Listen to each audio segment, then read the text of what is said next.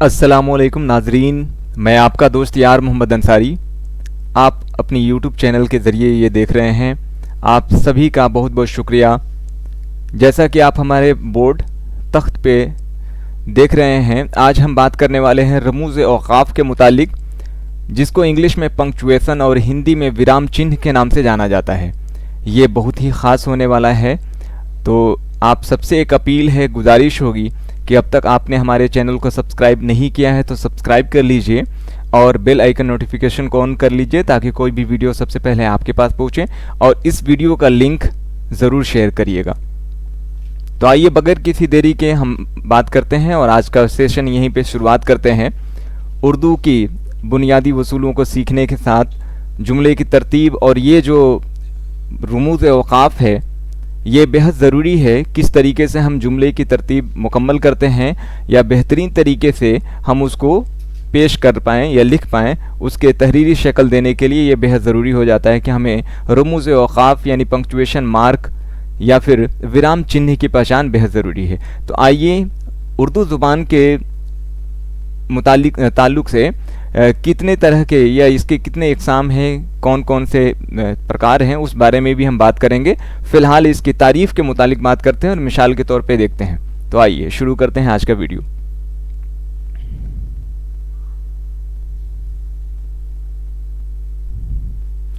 तो देखिए, आज का हम यहीं पे सबक शुरू करते हैं। हमारा आज का जो सबक है वो क्या है? रमूज़ औक़ाफ़। रमूज़ और ये औक़ाफ़ दो अलग अलग लफ्ज़ हैं, ठीक है।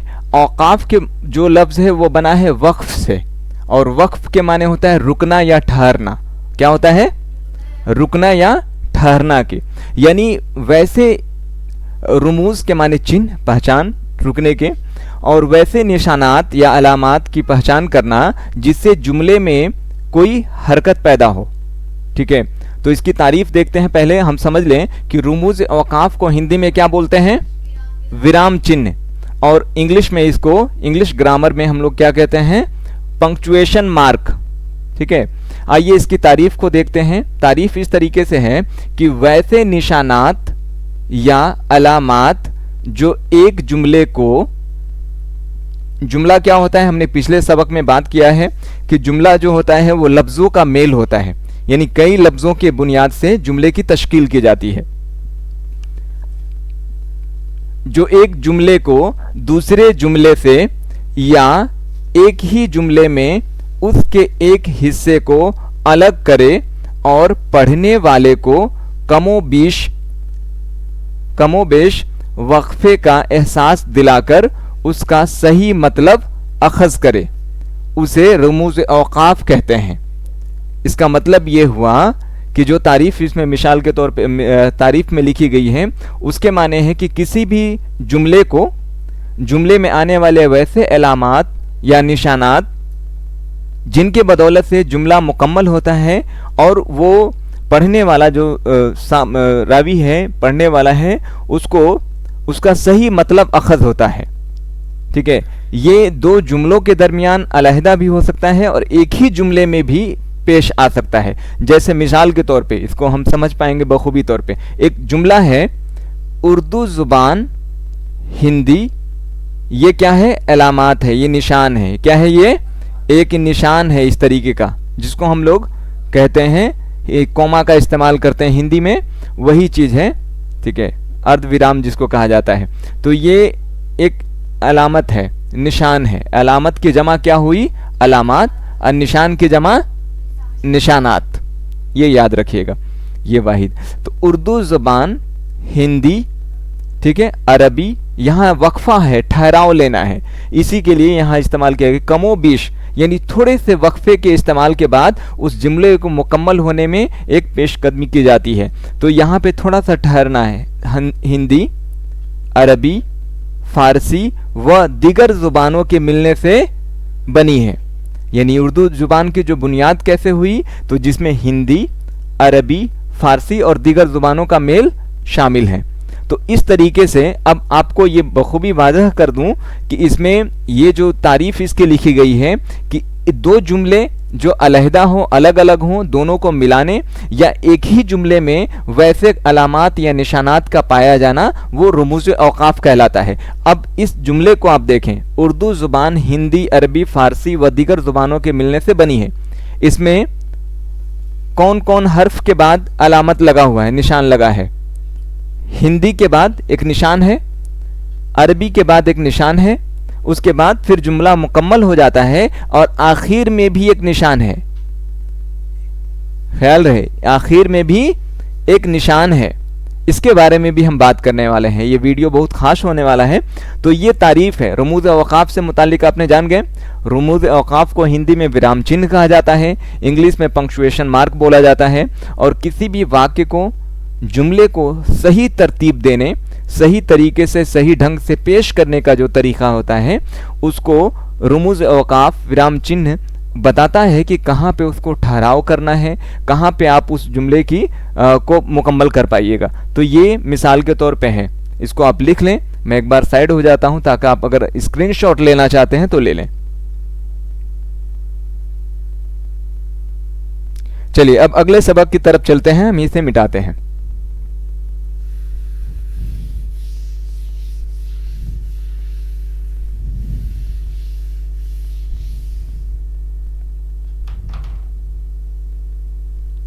अब देखिए,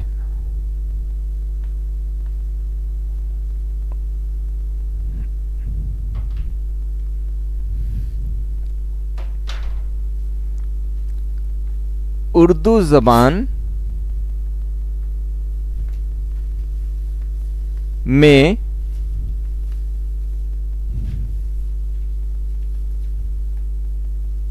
रायज, रायज मानी इस्तेमाल में आने वाले, रायज, चंद यानी कुछ, रुमूज़ औकाफ,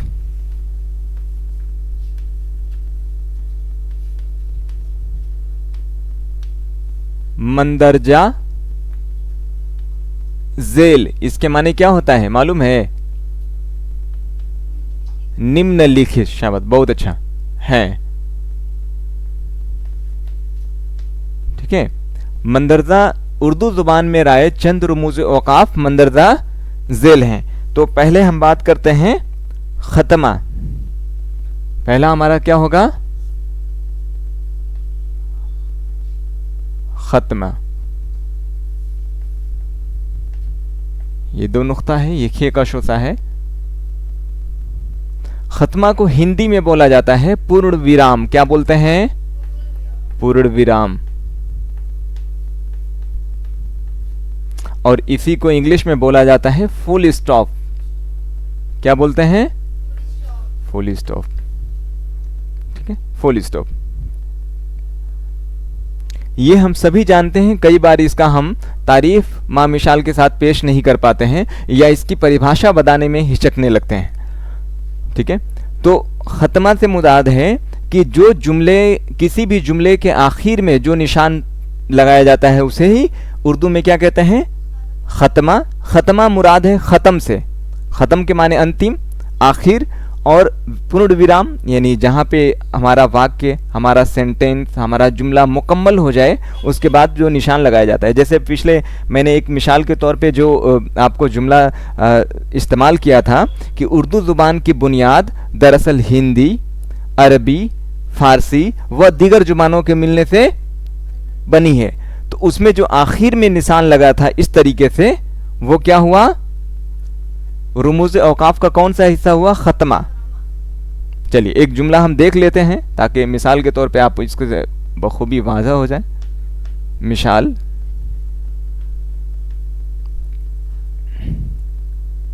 अहमद एक ज़हीन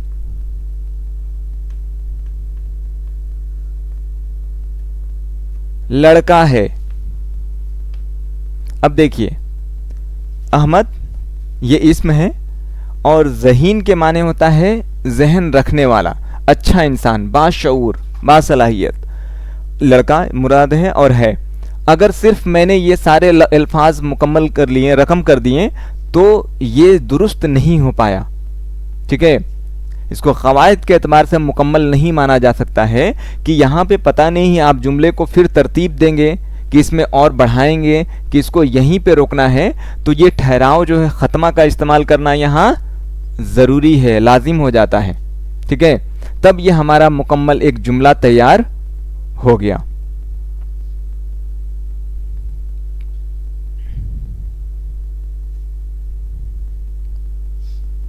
चलिए अगले हिस्से में चलते हैं।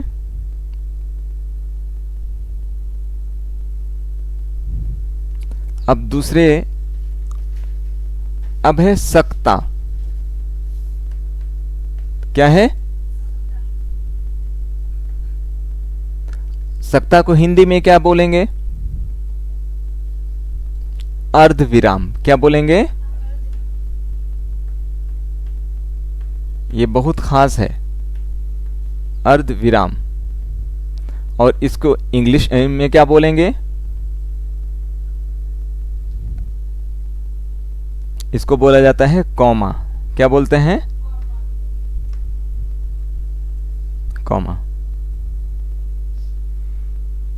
अब जिस तरीके से हमने पहले हिस्से को देखा है कि खत्मा की मिसाल के तौर पे कि जो जुमला मुकम्मल हो जाता है उसके आखिर में जो निशान या अलामत का इस्तेमाल हम करते हैं उसे खत्मा बोलते हैं, और उसी को हम हिंदी में पूर्ण विराम और इंग्लिश में फुल स्टॉप कहा जाता है। अब उसी तरीके से हम इसके भी मिसाल को समझ लेते हैं, इसके भी तारीफ को समझते हैं। सकता के माने होता है अर्धविराम। अगर आप इंग्लिश, हिंदी और उर्दू के मेल जोल से पढ़िएगा तो आपको कहीं पे कंफ्यूजन नहीं होगा। कभी हो सकता है बारहा आप उर्दू के मुतालिक इस लफ्ज़ को भूल सकते हैं, इसकी तारीफ क्या हो सकती है। अगर आपने ये अंदाज़ा लगा लिया कि इसको अर्धविराम बोला जाता है, इसको कॉमा बोला जाता है, तो आप बखूबी उस चीज़ को बना लेंगे, उसको मुकम्मल कर पाएंगे। अब तो सकता यानी अब यहाँ पे कॉमा आप सभी जानते हैं, हम सभी लोग इस्तेमाल भी करते हैं कि दो जुमले को जोड़ने या एक ही जुमले में कोई बात अगर ठहरने के साथ इस्तेमाल की जाए तो उसे क्या कहेंगे? कॉमा, और उर्दू में सकता बोलेंगे, जैसे कि उसमें उस जुमले में इस्तेमाल किया गया था। अब मिसाल के तौर पे एक जुमला लिखते हैं, उसको देखेंगे। मैं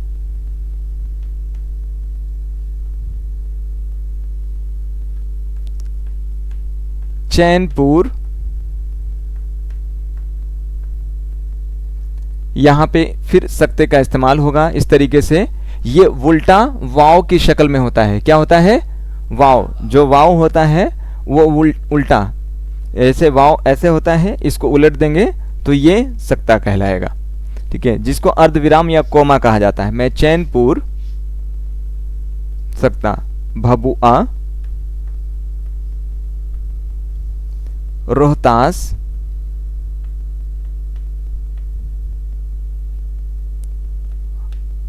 और आराह के रास्ते पटना गया।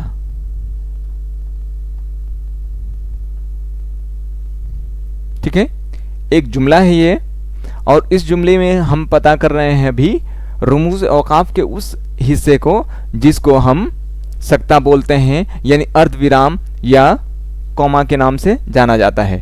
तो इसकी तारीफ में हम ये लिख सकते हैं कि रुमूज औकाफ का वह हिस्सा या वह तारीफ या वह मिसाल जिसमें किसी भी जुमले को अपने बेहतरीन तरीके से पेश करने, कम वक्फे के एतबार से उसका इस्तेमाल जो किया जाता है, जिस अलामत या निशान का इस्तेमाल होता है उसे सकता कहते हैं। मिसाल के तौर पे ये जुमला आप लिख सकते हैं, या दिगर भी जुमला जो आपको याद हो जुमले का इस्तेमाल कर सकते हैं। मैं चैनपुर, भभुआ, रोहतास और आराह के रास्ते से पटना गया।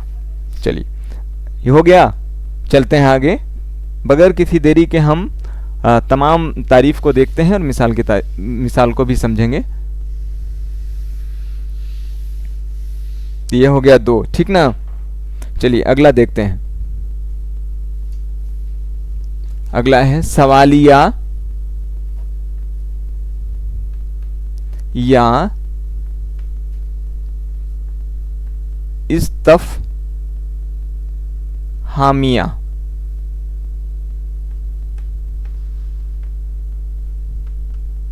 इस्तफहामिया।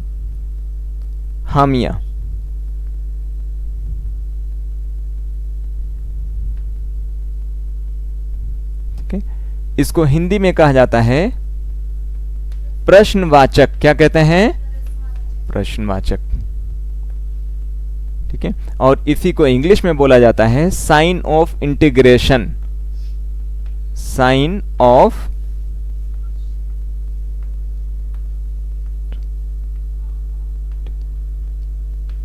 रेशन। ठीक है, अगर आप ये इंग्लिश का जो वर्ड है अगर भूल रहे हैं और हिंदी का वर्ड आपने याद कर रखा है प्रश्नवाचक, चूंकि हम सभी जब वाक्य का निर्माण करते हैं, बनाते हैं, लिखते हैं, तहरीर करते हैं तो प्रश्नवाचक का ख्याल भी करते हैं और शुरुआती हमारी दर्जे में इसका जमात में ये बताया भी जाता है हमें।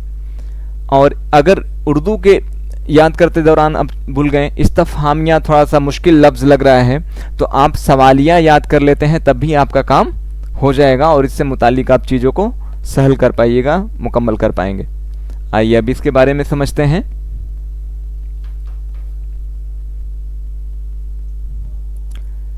इसकी मिसाल के तौर पे हम कह सकते हैं कि रुमूज़ औकाफ वह रुमूज़ औकाफ जिसमें कब, कहाँ, क्यों, कैसे वगैरह का इस्तेमाल होता है उसे क्या कहेंगे? सवालिया या इस्तफहामिया अलामत के नाम से मंसूब करते हैं। उसके कुछ निशानात भी हैं और जो भी जुमला होगा, सवालिया जुमले की पहचान ये है कि इसके आखिर में क्वेश्चन मार्क, जिसको प्रश्नवाचक चिन्ह भी बोला जाता है, या साइन ऑफ इंटीग्रेशन होगा, यानी सवालिया निशान रहेगा। निशान यानी चिन्ह, ठीक है, अलामत, और सवालिया के यानी प्रश्नवाचक। ठीक है, अब जैसे कोई जुमला एक बोलिए आप मिसाल के तौर पे।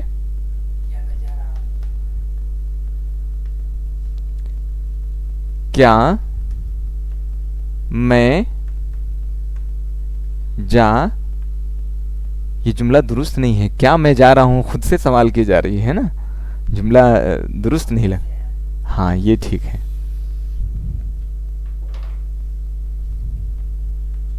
आप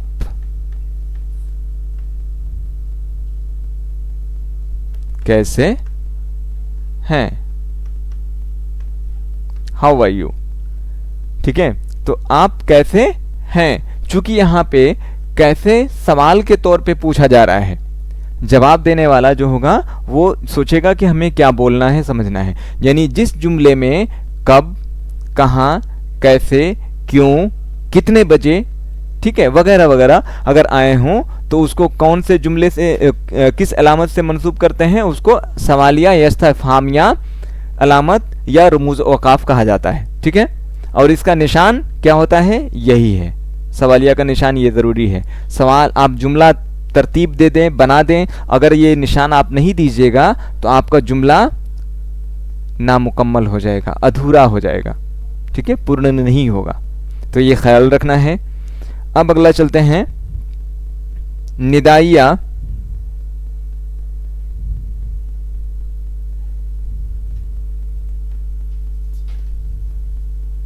निदाइया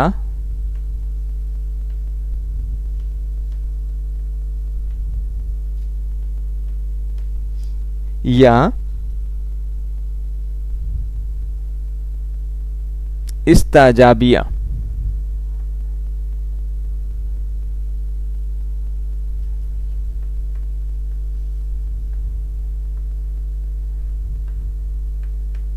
इस्ताजाबिया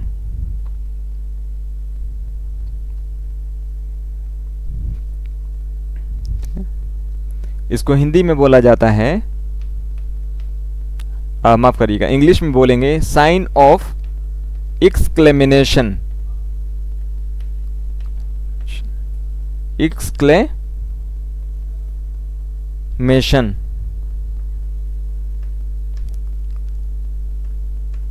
साइन ऑफ एक्सक्लेमेशन। इसका जो निशान होता है वो इस तरीके से होता है। कैसे होता है? ऐसे होता है। अब देख लें। अब इसका मिसाल देख लेते हैं। देखिए यहां दो लफ्जों का इस्तेमाल हुआ है, एक निदाइया और दूसरा है इस्तअजाबिया। निदा के माने क्या होता है? आपने कभी उर्दू का लफ्ज पढ़ा है निदा? निदा के माने होता है आवाज लगाना या पुकारना। क्या होता है? आवाज लगाना या पुकारना। निदा यानी आवाज लगाना या पुकारना। इस्तअजाबिया हैरत में पड़ जाना, अचंभित हो जाना, आश्चर्यचकित होना। ठीक ना? कभी कभी कुछ ऐसी बातें हमारे दरमियान हो जाती है या वाक़या होता है जिससे हम सुन के बड़ा हैरान हो जाते हैं, परेशान होते हैं। तो वैसी चीज़ों को इस्तअजाबिया के नाम से रिलेट किया जाता है, जोड़ा जाता है, और उसको इंग्लिश में साइन ऑफ एक्सक्लेमेशन कहा जाता है।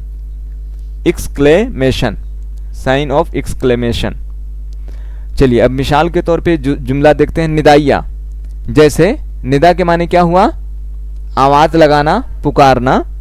तो किसी को आप मान लीजिए घर में रोजमर्रा की चीजों में क्या होता है कि अमजद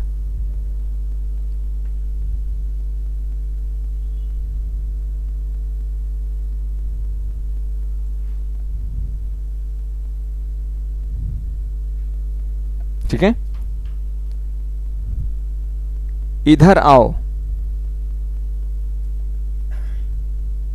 इधर आओ।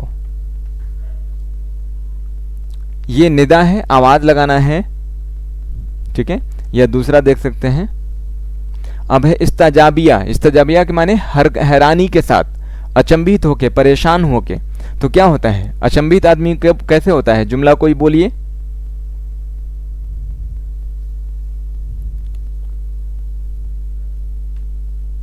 हाय अल्लाह। ठीक है, बेहद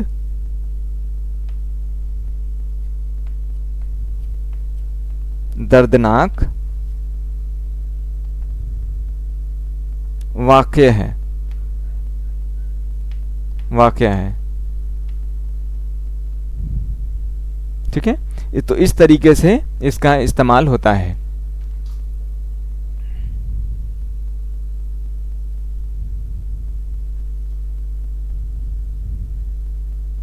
निदा के माने आवाज लगाना, इस्ताजाबिया माने हैरानी के साथ, अचंभित होके।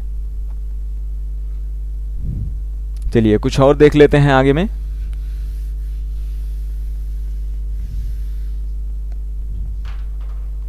अब है वावेन।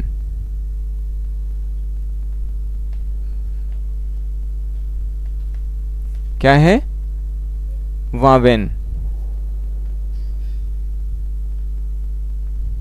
पांचवा, वावेन को कहा जाता है इन्वर्टेड कोमा। इसका निशान इस तरीके से होता है। ठीक है, क्या कहा जाता है? Inverted comma.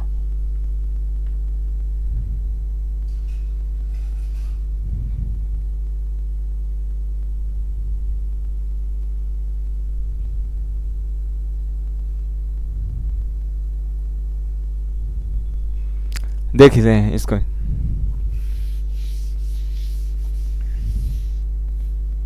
चलिए हम समझते हैं कि रमूज औकाफ का जो पांचवा हिस्सा है वावेन, इसका मतलब होता है इन्वर्टेड कॉमा।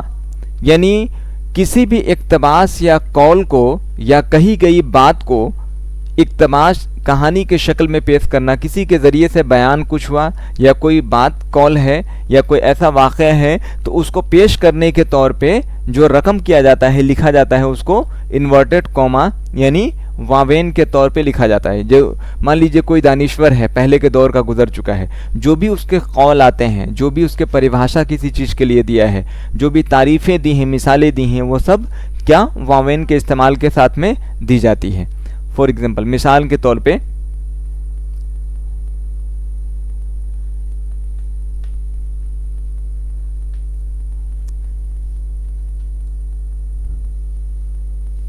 महात्मा गांधी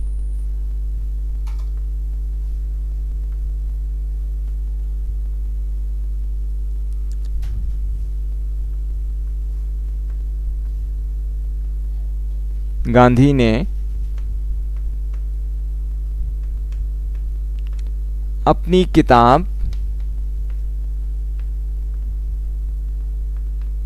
में लिखा,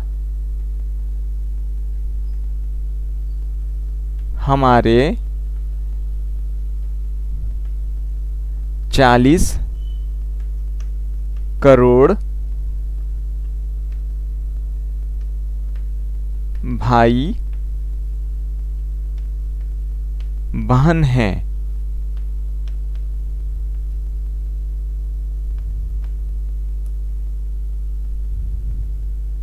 ठीक है, तो इस जुमले को मुकम्मल होने के लिए हमने जो इबारत या बात कही गई है उसको पेश कर या इक्तबास के तौर पे, यानी चीज़ों को मिसाल के तौर पे उसमें दोनों तरफ इसको बंद कर दिया है। ये जो उनका गांधी जी का कौल है या उनके जानिब से जो किताब में उनके मंसूब है जो लिखा गया है, तो इसे ही वावेन के नाम से, इन्वर्टेड कोमा के नाम से जाना जाता है।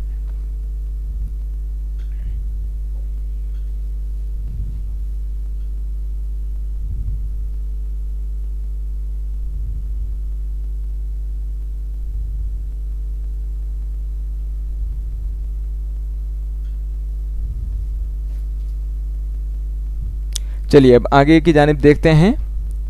एक दो है, अब वीडियो आखिर में चलते हैं और आपसे गुजारिश होगी कि आप वीडियो को ज़रूर लाइक शेयर करिएगा।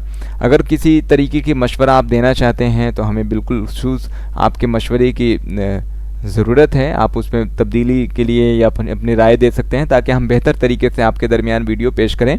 अब हम अगले सीरीज़ में आने वाली वीडियोज़ में ये कोशिश करने वाले हैं कि हुकूमत बिहार की जानिब से जो उर्दू के किताब दस्तयाब हैं अब उसको सिलसिलेवार तरीके से हम पढ़ाने की कोशिश कर रहे हैं। तो आप अगले अब सबक से बिल्कुल जुड़िए और उम्मीद करते हैं कि इंशाअल्लाह बहुत जल्द ही हम अगले जानिब रुजू करेंगे, बढ़ेंगे और सारी किताबों का मुताला करने की कोशिश करेंगे। चलिए तो अब अगले की तरफ देखते हैं। छठा जो हिस्सा है हमारा वो है तफसीलिया। क्या है?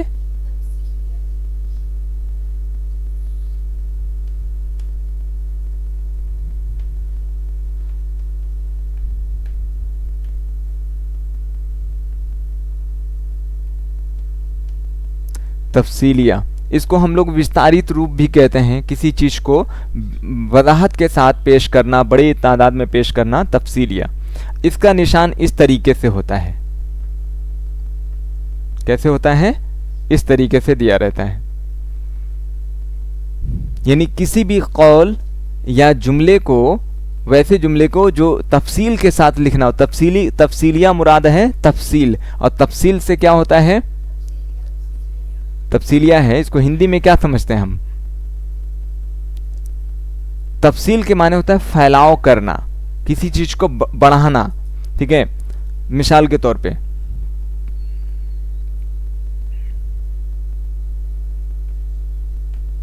उर्दू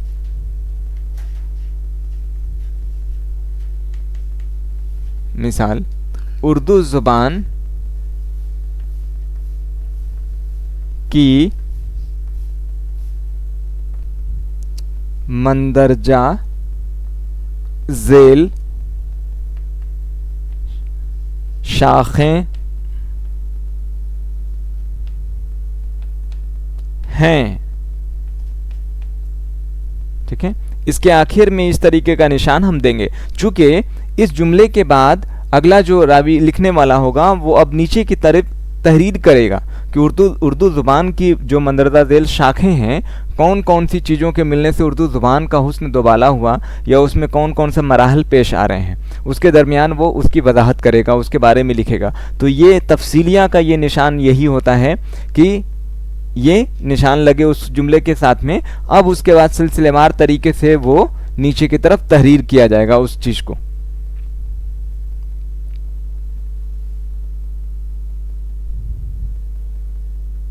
इसके बाद आखिरी मरहले में हैं हम लोग। आखिरी मरहले में देखते हैं कौसीन को। ऊपर का हटा दें।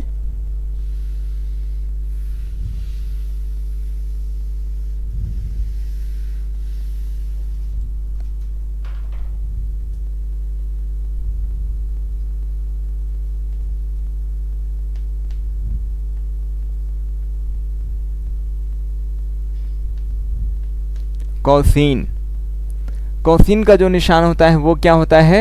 ब्रैकेट। क्या होता है? ब्रैकेट।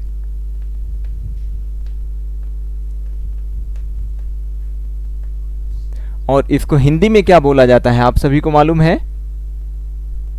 हम इस्तेमाल तो बहुत करते हैं, कोष्ठक। क्या होता है? ठीक है, ख्याल रहे। इस मुताले के ज़रिए आप सभी को ये मालूमात भी हो जाएगी और उर्दू के जो क़वायद की बुनियाद है वो भी बेहतरीन तरीके से आप जान पाइएगा।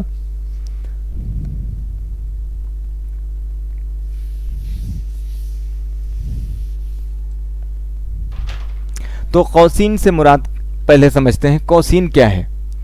कौसीन आप बारहा देखते हैं कोष्ठक का इस्तेमाल होता है। वो किस लिए होता है? किसी भी चीज़ की वजाहत करने के लिए या किसी भी चीज़ को जुमले में तफसीली तौर पे बताने के लिए होता है। ठीक है, जैसे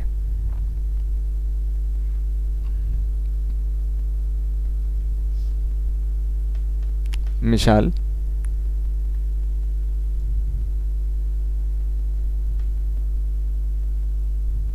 कल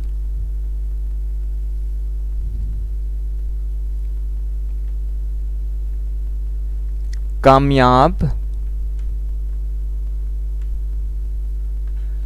डॉक्टरों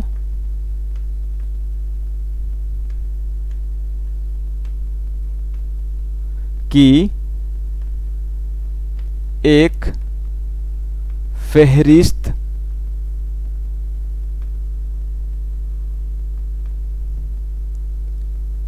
शाया यानी जारी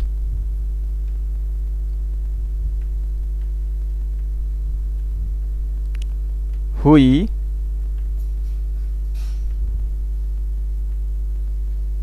जिसमें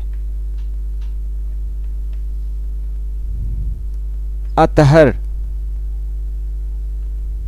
अब यहां पे क्या होगा कि हम लोगों को बताएंगे कि अतहर कौन है। एक जुमला है कि कल कामयाब डॉक्टरों की एक फहरिस्त जारी हुई, एक लिस्ट निकली जिसमें सेलेक्टेड डॉक्टर्स जो सेलेक्ट हुए, ठीक है, पैन इंडिया लेवल पे, पूरे हिंदुस्तान तर्ज पे, तो उसमें एक तहरीर में एक अतहर भी लड़का था। अब अतहर कौन है? ये मेरा तालिबे इल्म रहा है। अब यहां पे कौसीन क्लोज हो जाएगा, बंद कर देंगे इसको। भी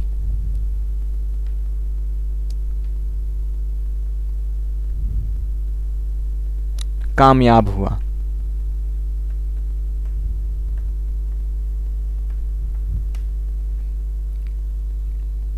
इस जुमले के जरिए हमने ये बताना चाहा कि कल जो फहरिस्त जारी की गई थी डॉक्टरों की, और जिसमें कामयाब डॉक्टरों की एक लंबी फहरिस्त थी, उसमें से एक लड़का जो अतहर है, उसको मैं किसी ज़माने में या किसी दौर में वो मेरा तालिबे इल्म रहा है, छात्र रहा है, और वो भी इसमें कामयाब हुआ है।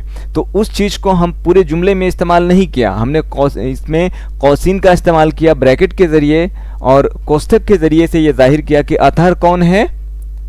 तो जो तालिबे इल्म है और मेरे जानिब से, यानी मेरा पढ़ाया हुआ बच्चा है, हम कहते हैं। तो ये कोष्ठक है जो ख़ास बातों को बंद की जाती है। इसकी खासियत ये होती है कि किसी भी ख़ास चीज़ को के शुरू में और आखिर में दोनों चीज़ों को ये बंद करता है। ठीक है, तो ये जुमला है, इसको आप लिख सकते हैं। इस तरीके से हमारा आज का सबक यूं ही कंप्लीट होता है। और आप हमारे वीडियो को लाइक, शेयर, सब्सक्राइब करते रहिए और ज़रूर शेयर करिए, और जो अपनी राय है वो भी पेश करिए। और अगले सबक में हम पढ़ेंगे अब जो हुकूमत बिहार के निसाब में शामिल दस्तयाब हैं किताब हैं, उनके मुताला शुरू करेंगे। उम्मीद करते हैं ये सबक आपको अच्छा लगा होगा। बहुत बहुत शुक्रिया, धन्यवाद।